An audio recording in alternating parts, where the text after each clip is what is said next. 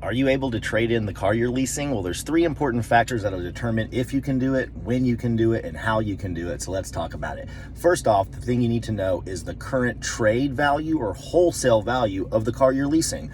The value of the car to a dealership where they want to buy it from you and then resell it to the next driver. Most dealerships have an online feature where if you just go to any dealer's website, it'll say like, get a trade value, we'll buy your car, sell us your car, trade us your car, some sort of link like that, where you click on it and you just run through just like a CarMax website. You put in the VIN, the mileage, your zip code, and they'll spit you out, a tentative offer. Obviously, they haven't seen the car, so it's not final until they actually see it.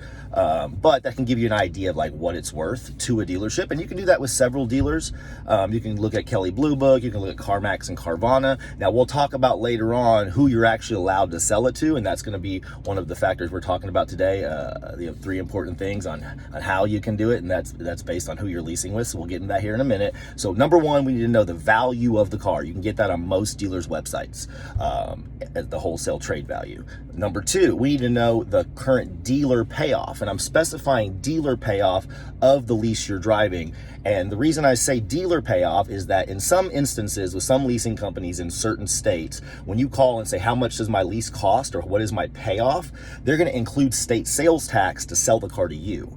But when a dealership is buying the car from you as a trade-in, or you're selling it directly to a dealer off lease, they're tax exempt. So we need the payoff without any sales tax. Now there are some states where the numbers are the same, so they don't collect the tax for the state in certain states, so the dealer payoff and the customer payoff are the same, but you need to specify or clarify with your leasing company that you actually have the dealer payoff amount with no sales tax included. So that's number two, and ultimately it's a pretty simple calculation. We need the value of the car that you got in step number one to be more than the payoff amount the car cost, and the difference between the two numbers is the positive equity, if there is any. If it's the other way around where the value is less than the payoff, then you're upside down. All right, second off, you need to know when you can do it, and that has to do with the value. Like we said, the value has to be more than the payoff, but you don't necessarily have to wait till the end of the lease. If during the course of your lease, let's say you have 3 months left, 6 months left, something like that, the current payoff, which includes your remaining lease payments, is still less than the value, then you can trade it and get out of it early and have those payments covered. If not, then you can wait until maybe they do line up, if they ever do at all.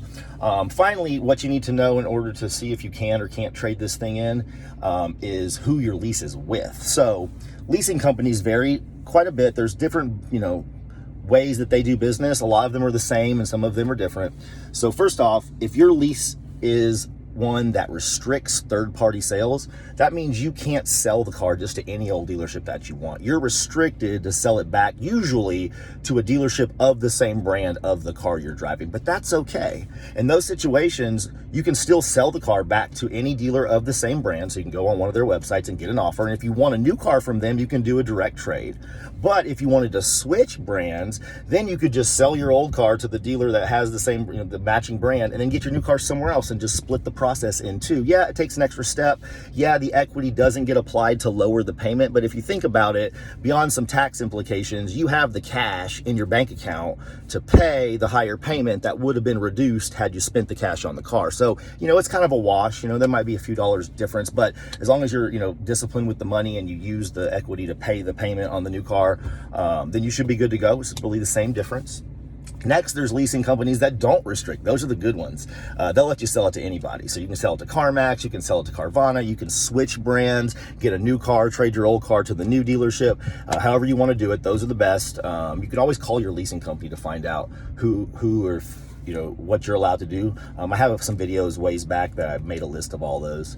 I'll probably make another one here. Finally, there are some leasing companies which are not my favorite. They're kind of like standalones, like US Bank and Ally Bank, and I think Cal Automotive is another one, where they don't let you trade it at all. So when you try to go to a dealership to sell or trade it, they increase the price and take the equity back, which kind of stinks. It kind of makes sense. I wish they didn't do that, but they do.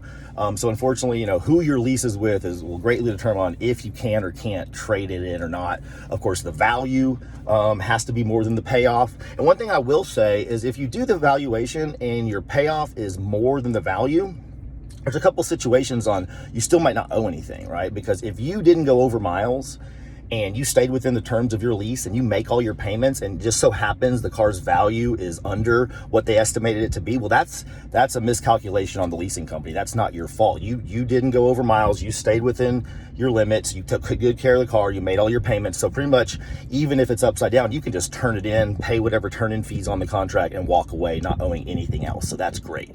On the other hand, if you went way over miles and you caused the loss in value, so like, you're 10,000, 20,000 miles over your limit, and that's the reason the value of the car is below the payoff, that's when you're going to get hit. In that situation, what you can do, it's not the greatest situation, but you could do a calculation to see, okay, how much is my negative equity? Let's say the negative equity is, like $2,500, the difference between the payoff and the trade value.